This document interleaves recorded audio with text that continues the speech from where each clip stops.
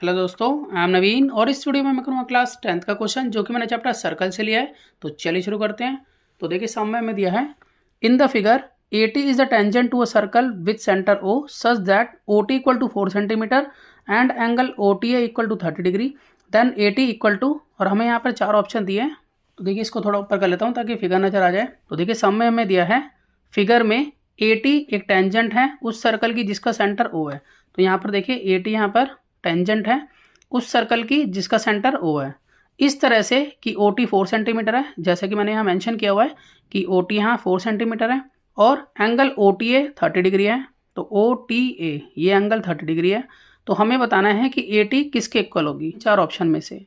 तो हमें यहाँ पर इस टेंजेंट की लेंथ को निकालना है। तो सबसे पहले हम यहाँ पर गिवन लिख लेते हैं कि given that AT is a tangent to a circle with centre O। अब हम यहाँ पर एक कंस्ट्रक्शन करेंगे छोटी सी, ठीक है।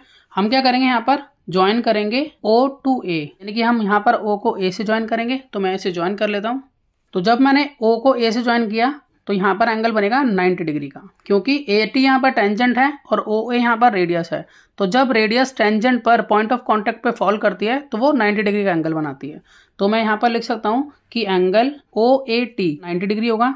इसका यहाँ पर मैं रीजन मेंशन करूँगा और रीजन रहेगा ये कि radius of circle is perpendicular to the tangent at the point of contact. अब देखिए यहाँ पर OAT ट्रायंगल एक राइट एंगल ट्रायंगल है। तो मैं यहाँ लिख लेता हूँ कि here OAT is right angle triangle. तो अब हम यहाँ पर ट्रिग्नोमेट्रिक रेशियो का यूज़ करेंगे। तो देखिए जैसा कि हमें यहाँ देखें तो 90 डिग्री के सामने बिल्कुल होता है हाइपोटेनस, यानी कि OT यहाँ पर हाइपोटेनस है और AT यहाँ पर बेस है। तो यहाँ पे बेस लिख देता हूँ मैं कि ये बेस है, ये हाइपोटेनस है, ये है हमारा हाइट। तो अब देखिए हमें यहाँ पर हाइपोटेनस मालूम है, हमें बेस निकालना है। तो हम यहाँ पर कौन सा ट्रिग्नोमेट्रिक रेशियो यूज़ करें। तो देखिए मैं थोड़ा सा बताता हूँ आपको। जैसे होता है पंडित बद्री प्रसाद हर हर बोले। तो यहाँ पर P मतलब परपेंडिकुलर होता है, H मतलब हाइपोटेनस होता है और B मतलब बेस होता है।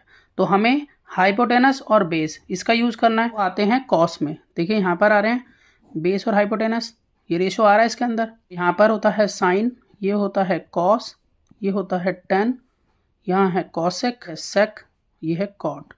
तो कॉस में हम यूज़ कर सकते हैं, बाकी का हमें कोई काम नहीं है। तो मैं यहाँ पर लिख सकता हूँ कि देखिए इसका जो थीटा है वो 30 डिग्री है। तो मैं यहाँ पर लिख सकता हूँ कि यहाँ कॉस 30 डिग्री इक्वल है बेस अपॉन हाइपोटेनस के। तो अब मैं यहाँ पर कॉस 30 डिग्री की वैल्यू डालूंगा √3/2 इक्वल टू बेस। यहाँ पर देखिए बेस यहाँ पर AT है तो मैं यहाँ पर AT लिख लेता हूँ और हाइपोटेनस यहाँ पर OT है तो मैं यहाँ पर OT लिख लेता हूँ।